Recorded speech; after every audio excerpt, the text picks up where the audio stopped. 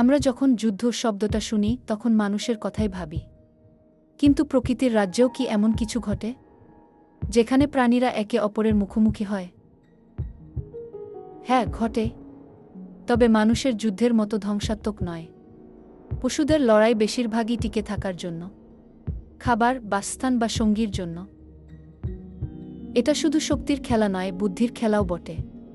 কিছু প্রাণী সরাসরি লড়াই না করে ভয় দেখায়, আওয়াজ করে, শরীর ফুলিয়ে নিজেদের বড় দেখায়।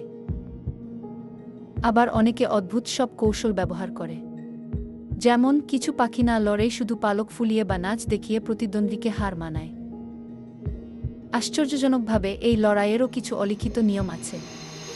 বেশিরভাগ ক্ষেত্রেই প্রাণীরা একে অপরকে মেরে ফেলতে চায় না, শুধু নিজেদের অধিকার প্রতিষ্ঠা করতে চায়। লড়াই শেষ হলেই সব ভুলে যায়। প্রকৃতির এই নিয়ম আমাদের অনেক কিছু শেখায়। তাদের যুদ্ধ আসলে জীবনচক্রের এক অবিচ্ছেদ্য অংশ।